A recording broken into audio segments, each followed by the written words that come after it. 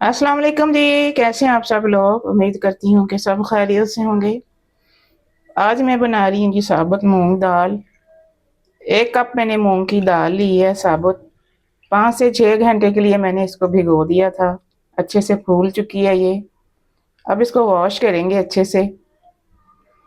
मैं ये दाल मटन में बना रही हूँ, दाल गोश्त बनाएंगे हम। यहाँ पे प्रेशर कुकर मैंने रख दिया है, दाल गोश्त हम प्रेशर कुकर में बनाएंगे। आधा कप इसमें मैंने ऑयल का डाल दिया है। खड़े मसाले डाल देते हैं इसमें। 1 टीस्पून वाइट ज़ीरा है, एक बड़ी इलायची जाएगी इसमें, हाफ टी स्पून इसमें काली मिर्च के दाने जाएंगे, एक छोटा टुकड़ा दालचीनी का है।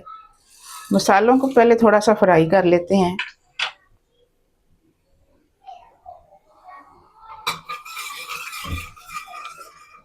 मसाले डाल के यहाँ पे मटन डाल देते हैं। हड्डी वाला मैंने 500 ग्राम यहाँ पे मटन लिया है। मटन को भी थोड़ा सा फ्राई कर लेते हैं।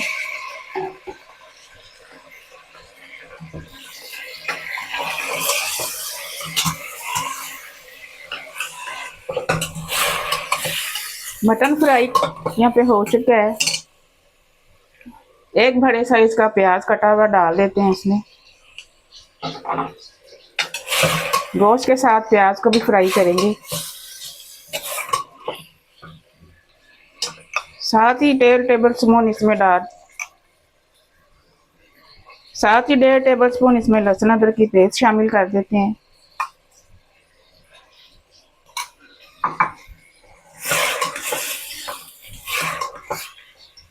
लहसुन अदरक भी साथ ही फ्राई करेंगे।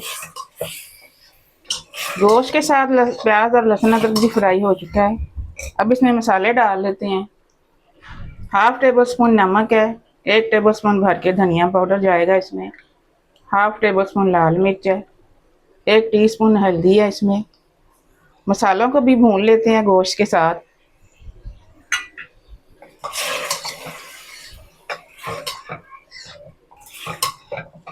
मसाले भून के यहाँ पे दाल शामिल कर देते हैं, जो अच्छे से हमने वॉश करके रखी है।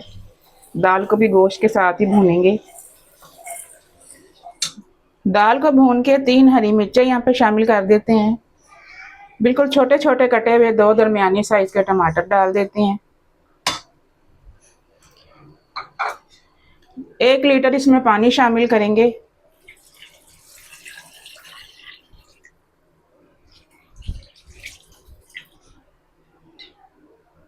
दाल को जब एक बॉईल आ जाएगा, फिर 15 मिनट का प्रेशर लगा देंगे। 15 मिनट के बाद स्टीम इसकी निकल चुकी है। ढक्कन इसका खोल देते हैं।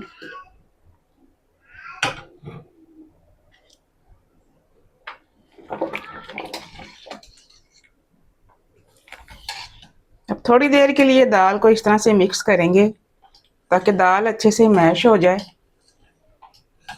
चूल्हा नीचे ऑन कर देंगे। 5 से 6 मिनट मैंने इस तरह से इसको मिक्स किया है चम्मच के साथ। अब अच्छे से ये मैश हो चुकी है, बिल्कुल स्मूथ हो गई है दाल, गल चुकी है बिल्कुल। आपको जितनी थिक चाहिए आप उतनी रखिएगा, मैं दरमियानी सी दाल रखूँगी। 1.5 टीस्पून इसमें गरम मसाला डाल देते हैं। मिक्स कर देंगे एक दफ़ा।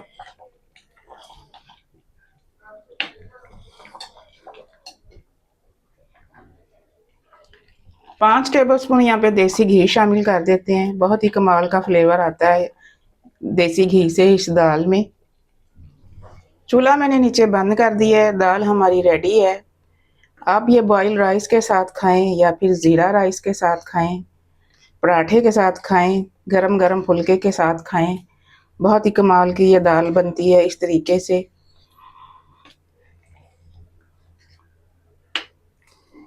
मिलते हैं इंशाल्लाह अगली रेसिपी के साथ। अल्लाह हाफिज़।